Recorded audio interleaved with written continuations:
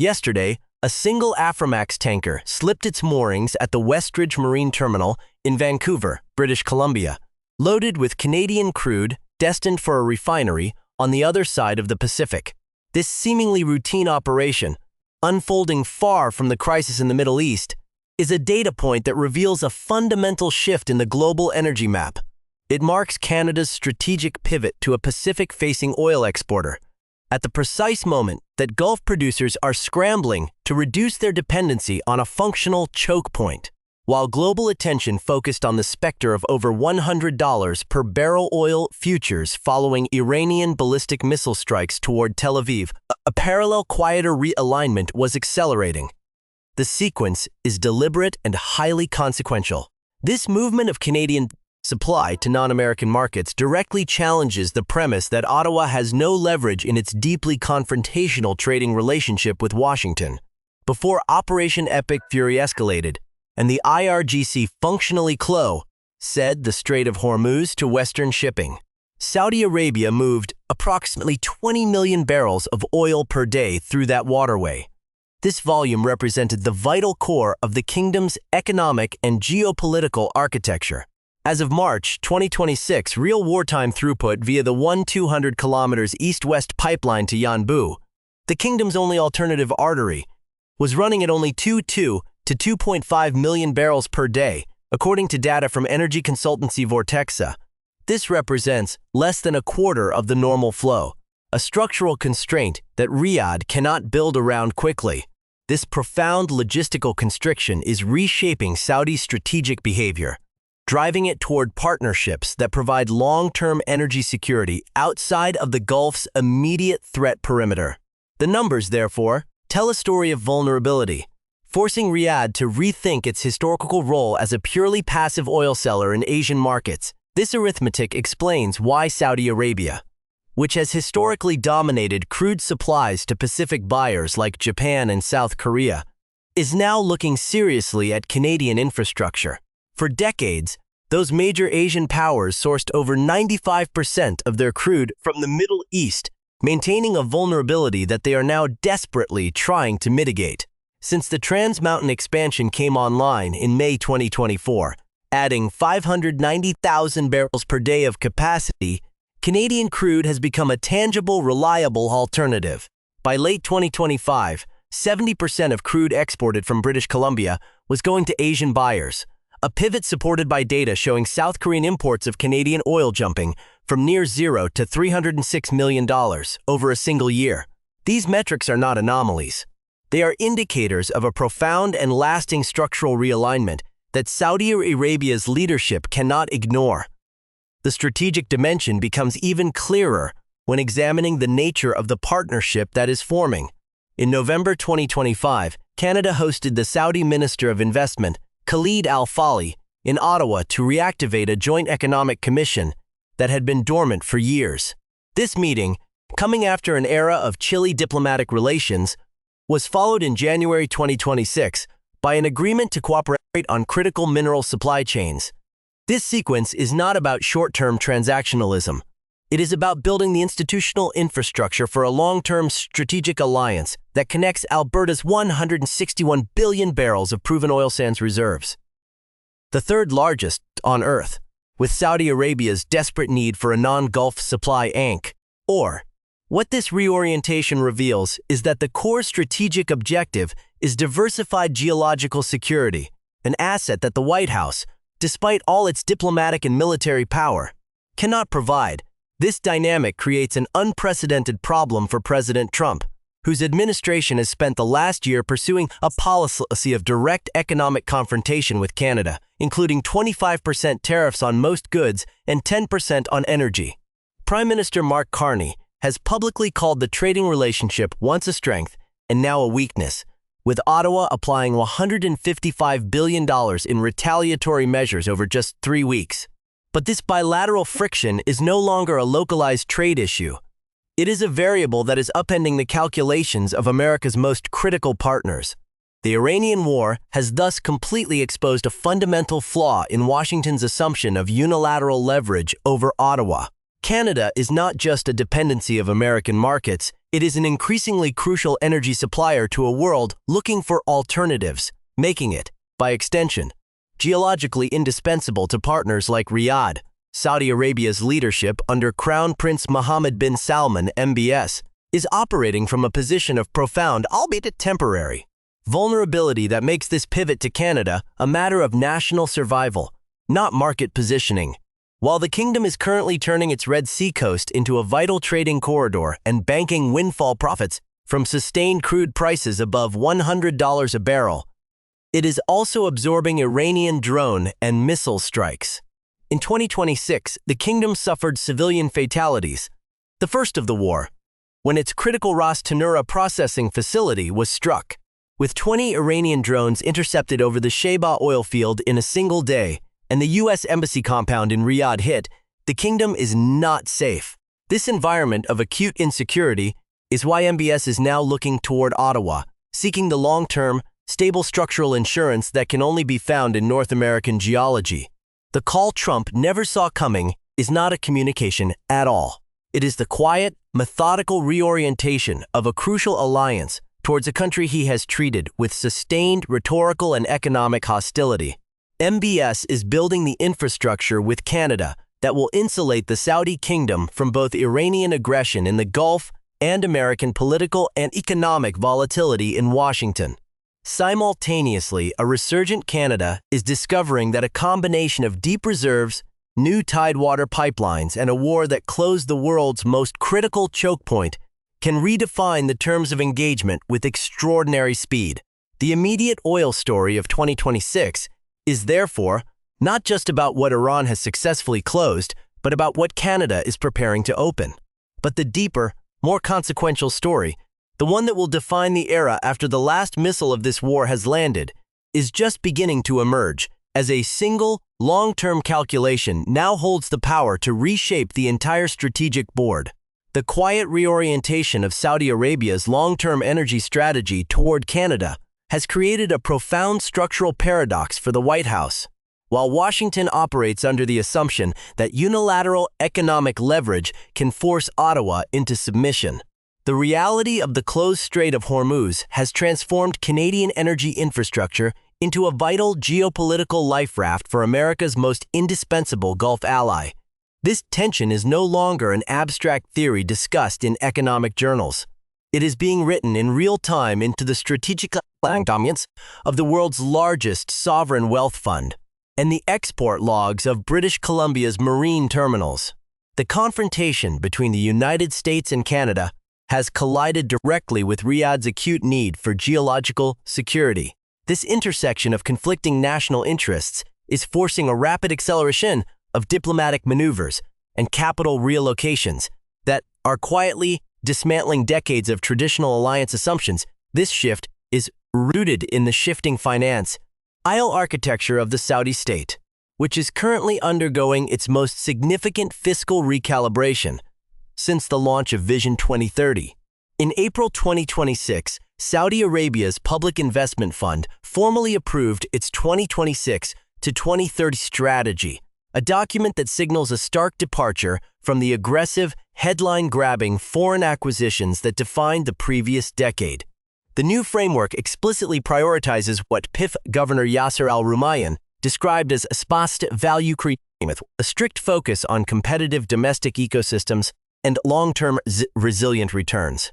What this bureaucratic phraseology reveals is a deliberate choice to transition the kingdom's capital away from speculative global equities and towards structural defensive investments that directly insulate the state from systemic shocks.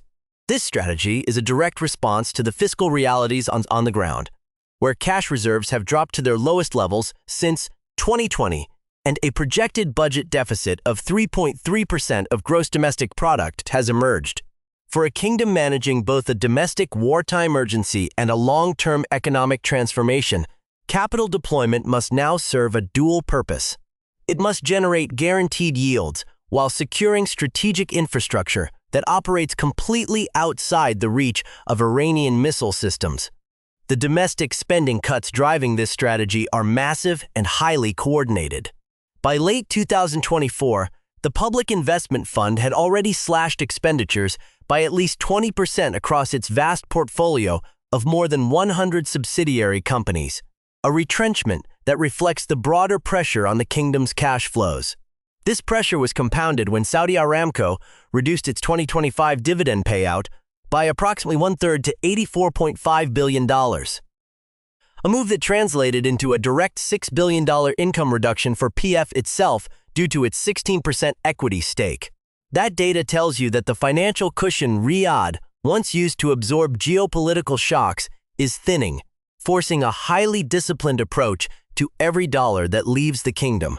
This fiscal constraint means that any future Saudi capital flowing into Canadian energy projects will not be driven by surplus wealth or diplomatic goodwill, but by a cold, calculating necessity to secure long-term equity in the world's most stable non-Gulf asset class. This financial discipline explains the sudden revival of bilateral treaties that have spent years languishing in diplomatic obscurity. Following the high-level meeting in Ottawa in late 2025, Canadian and Saudi officials moved with remarkable speed to reactivate the Joint Economic Commission and initiate formal negotiations toward a comprehensive foreign investment promotion and protection agreement.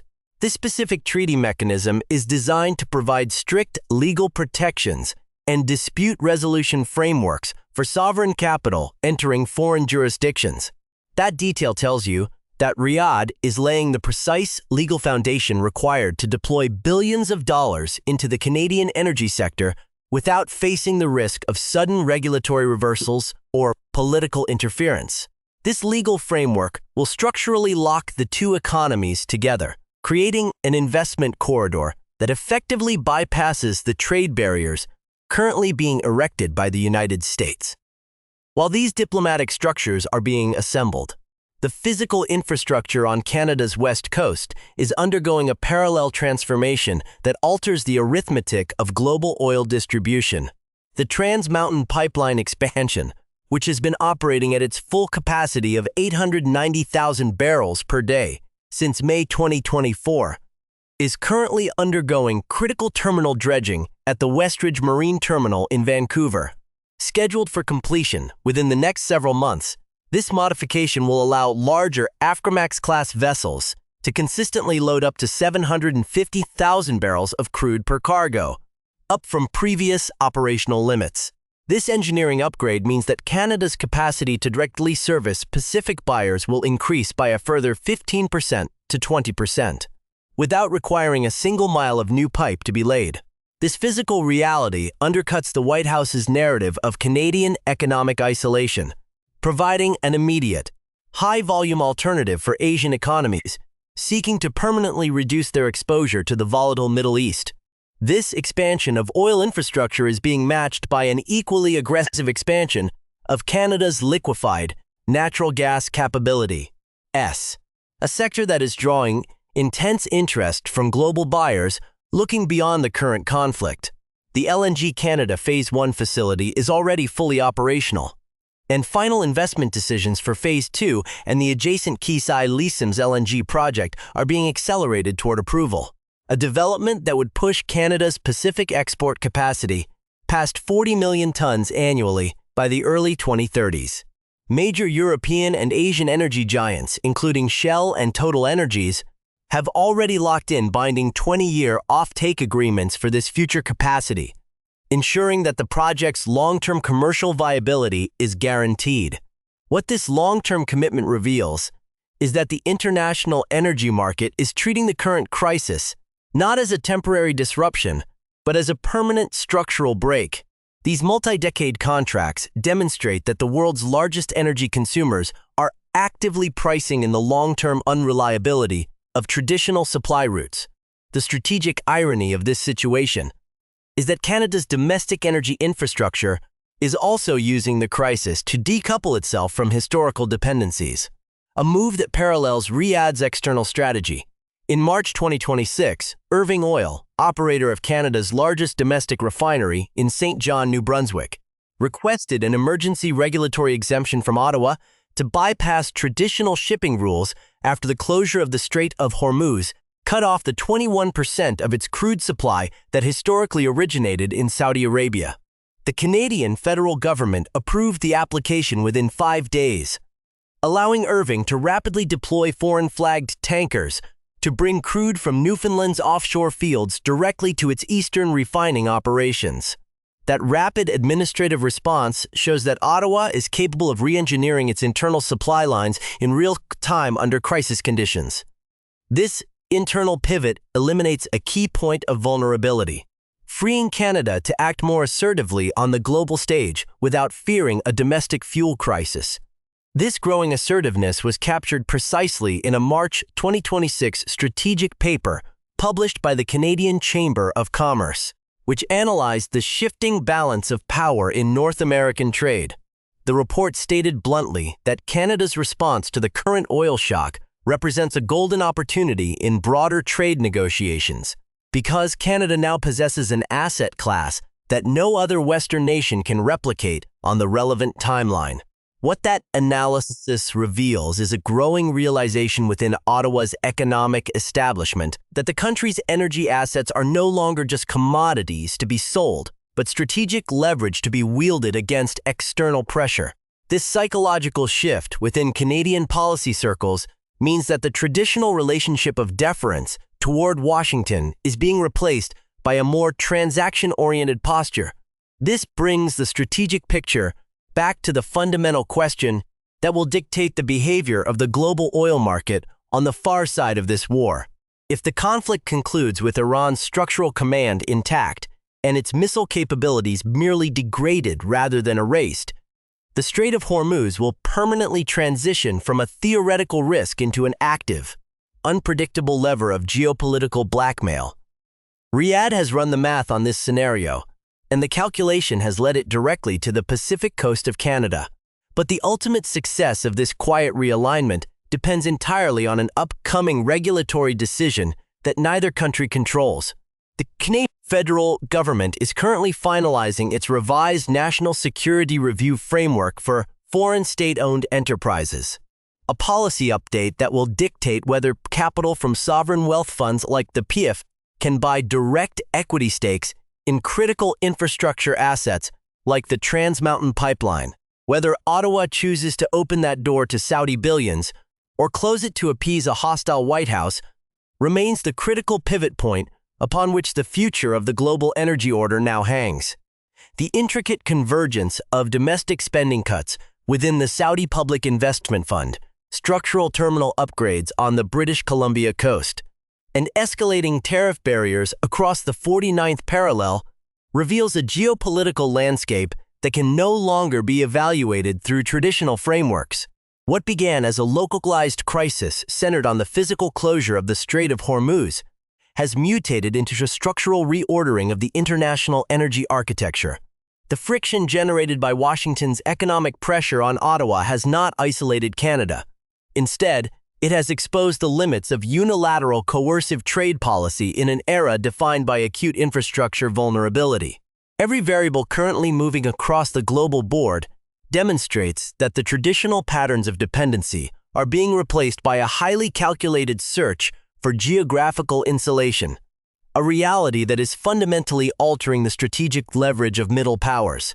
For Canada, this tectonic shift translates into an unprecedented degree of leverage that effectively neutralizes the economic coercion historically applied by its southern neighbor. The expansion of the Trans Mountain Pipeline and the fast-tracking of Pacific-facing liquefied natural gas terminals mean that the nation's 161 billion barrels of proven reserves are no longer trapped within a single continental market. This physical connection to the Pacific allows Ottawa to command the attention of major global economies that are aggressively seeking to insulate themselves from Middle Eastern supply lines. The trading relationship with the United States, once characterized by absolute structural vulnerability, is transforming into a multi-directional export strategy where Canadian resource wealth acts as a vital tool of international diplomacy for the United States. The emerging alignment between Riyadh and Ottawa represents a significant and unforeseen complication for its broader grand strategy. The White House's assumption that extreme economic pressure would force absolute capitulation from the Carney administration has backfired by driving America's most indispensable Gulf ally to seek structural security outside the American orbit. Washington now faces a reality where its primary strategic partner in the Middle East is quietly undermining American trade policy by actively pursuing investments in the very neighbor the United States sought to economically constrain. This dynamic demonstrates that in a world where maritime choke points can be rendered non-functional by regional conflict, the possession of massive, politically stable geology will always override the short-term leverage of financial sanctions and tariff penalties beyond North America. This structural realignment is sending immediate waves through major consumption centers across Europe and Asia. For industrial powers like Japan and South Korea, the increasing flow of Canadian crude via Vancouver offers a concrete blueprint for ending decades of absolute dependency on the volatile waters of the Persian Gulf.